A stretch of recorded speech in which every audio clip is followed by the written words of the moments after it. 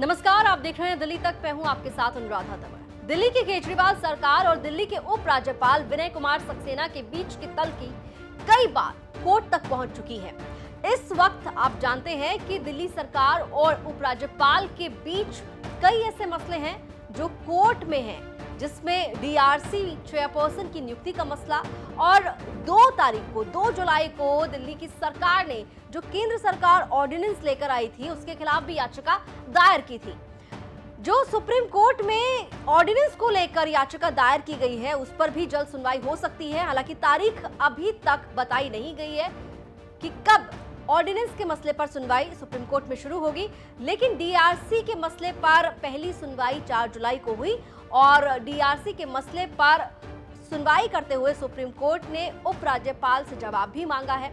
लेकिन जब बात हम सरकार और उप राज्यपाल के बीच तल्खी की कर रहे हैं और खासकर जिक्र कर रहे हैं कि किस तरीके से दोनों के बीच जो बिगड़ा हुआ समीकरण है वो कोर्ट तक पहुंचा, सुप्रीम कोर्ट तक पहुंचा, तो ये भी आपको बताते हैं कि इस साल यानी कि साल 2023 में सुप्रीम कोर्ट में दिल्ली की सरकार और दिल्ली के उप राज्यपाल के बीच किन किन मसलों पर सुनवाई हुई और सुप्रीम कोर्ट में कब कब दिल्ली की सरकार उप राज्यपाल पर भारी पड़ गई। क्योंकि अब तक ज्यादातर मसलों में यही देखने के लिए मिला है कि सुप्रीम कोर्ट का जो फैसला आया है वो दिल्ली की चुनी हुई सरकार के हक में ज्यादातर दिखाई दिया है।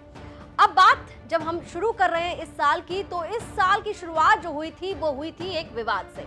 आप याद कीजिए, दिल्ली में एमसीडी का चुनाव दिसंबर में हो चुका था, परिणाम आ चुके थे, लेकिन मेयर का चुनाव नहीं हो रहा था और मेयर के चुनाव को लेकर जबरदस्त हंगामा, जबरदस्त टसल जो है वो दिखाई दे रही थी दिल्ली की केजरीवाल सरकार और उप राज्यपाल के बीच में। मसले कई थे जिसमें उप राज्यपाल ने एल्डरमैन जो है मनोनीत पार्षद अपनी मर्जी से बिना सरकार से मशवरा किए, बिना सरकार की रिकमेंडेशन के ही नियुक्त कर दिए। इस पर काफी बवाल हुआ। इसके अलावा आपको याद दिला दें कि सिर्फ मेयर चुनाव में एक मसला नहीं था, बल्कि कई मसले थे, जैसे कि मनोनीत पार्षदों को वोटिंग का अधिकार दे देना और कई मामलों को लेकर सुप्रीम कोर्ट पहुंच गई थी आम आदमी पार्टी। अब आपको बताते हैं कि इस साल किस किस तरीके से किस किस मसले पर सुप्रीम कोर्ट में उप राज्यपाल पर अरविंद केजरीवाल उनकी सरकार भारी पड़ते हुए नजर आए। दिल्ली नगर निगम में मेयर चुनाव से पहले एलजी ने अपनी मर्जी से 10 एल्डरमैन नियुक्त किए थे जो बीजेपी से जुड़े नेता थे। साथ ही एलजी ने मेयर और डिप्टी मेयर चुनाव में मनोनीत पार्षदों को वोटिंग का अधिकार देने की बात कही और पीठासीन अधिकारी की नियुक्ति भी बिना सरकार की सिफारिश के ही की थी। 17 फरवरी को दिल्ली नगर निगम के मेयर चुनाव मामले में आम आदमी पार्टी की याचिका पर सुप्रीम कोर्ट ने बड़ा फैसला देते हुए कहा कि संविधान के अनुच्छेद 243 आर के हिसाब से मनोनीत पार्षद मेयर डिप्टी मेयर के चुनाव में वोट नहीं दे सकते हैं। चुनाव जल्द से जल्द होना बेहतर होगा। पहले मेयर का चुनाव होगा, फिर डिप्टी मेयर का और उसके बाद स्टैंडिंग कमेटी के सदस्यों का चुनाव होगा। वोटिंग में हो रही देरी पर chief justice of India DY Chandrachud ने कहा कि देश की राजधानी में ये हो रहा है, अच्छा नहीं लगता। इसके बाद 11 मई को सुप्रीम कोर्ट की संवैधानिक बेंच ने दिल्ली के सर्विसेज विभाग पर कंट्रोल को लेकर फैसला सुनाया था। ये ऐतिहासिक फैसला माना जा रहा था, जिसमें दिल्ली की चुनी हुई सरकार को अधिकारियों के ट्रांसफर और पोस्टिंग करने का अधिकार दिया था और साथ ही एलजी को दिल्ली सरकार की कैबिनेट की एड एंड एडवाइस पर काम करने की सलाह दी थी। और इसके बाद डीआरसी अध्यक्ष की नियुक्ति मामले में केजरीवाल सरकार ने एलजी के खिलाफ याचिका लगाई, जिस पर 4 जुलाई को सुप्रीम कोर्ट ने सुनवाई करते हुए एलजी को नोटिस जारी कर 11 जुलाई तक जवाब देने के लिए कहा है। साथ ही सुप्रीम कोर्ट ने एलजी द्वारा डीआरसी अध्यक्ष पद पर इलाहाबाद हाई कोर्ट के रिटायर्ड जस्टिस उमेश कुमार के शपथ ग्रहण समारोह पर भी रोक लगाई है।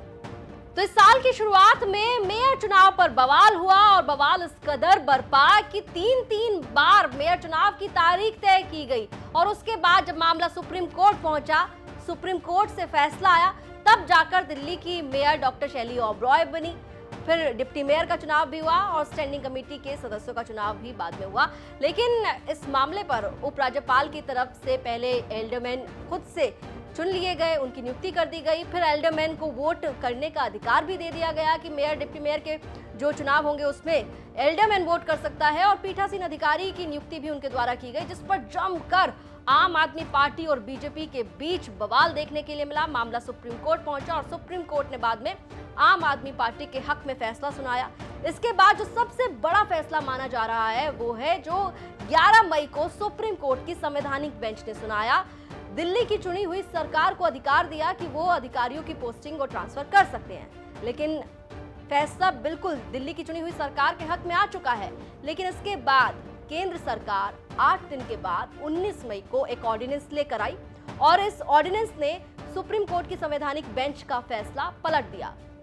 इस ऑर्डिनेंस को भी आम आदमी पार्टी की केजरीवाल सरकार ने सुप्रीम कोर्ट में चैलेंज किया हुआ है। इस पर जल्द सुनवाई हो सकती है। लेकिन अब डीआरसी वाले मसले पर, यानी कि डीआरसी के चेयरपर्सन की नियुक्ति के मामले में जो विवाद हुआ, उस मामले में आम आदमी पार्टी की सरकार ने सुप्रीम कोर्ट में याचिका लगाई थी, जिस पर सुप्रीम कोर्ट में 4 जुलाई को सुनवाई हुई और शपथ ग्रहण समारोह पर फिलहाल रोक लगाई है सुप्रीम कोर्ट ने और एलजी साहब से मांगा है जवाब। हालांकि कई और मसले भी हुए, जैसे कि टीचर्स को फिनलैंड भेजने का मामला। आपको याद होगा कि किस तरीके से दिल्ली की सड़कों पर पूरी केजरीवाल सरकार की कैबिनेट और तमाम नेता, मंत्री, कार्यकर्ता दिखाई दिए थे उपराज्यपाल के कार्यालय तक वॉक करते हुए। लेकिन इस मसले पर आपको बता दें कि सुप्रीम कोर्ट भी पहुंची थी सरकार और सुप्रीम कोर्ट की ओर से एलजी को नोटिस भी जारी किया गया था, लेकिन मामले में काफी देरी हो चुकी थी और जो समय निर्धारित था फिनलैंड जाने का टीचर्स का, वो समय बीत गया और इसलिए दिल्ली सरकार के जो स्कूल्स हैं उनमें जो टीचर्स हैं वो फिनलैंड नहीं जा पाए। तो कई मसले ऐसे हुए, हालांकि जिन पर निर्णय आया है उनके बारे में हमने आपको तफसील से बताया है और आने वाले समय में कई और मसलों पर सुप्रीम कोर्ट से बड़े फैसले आने वाले हैं। तमाम फैसलों की डिटेल्स आप दिल्ली तक पर देखते रहेंगे और दिल्ली से जुड़ी तमाम खबरें अगर आप फॉलो करना चाहते हैं तो उसके लिए जरूरी है कि आप दिल्ली तक को सब्सक्राइब करें।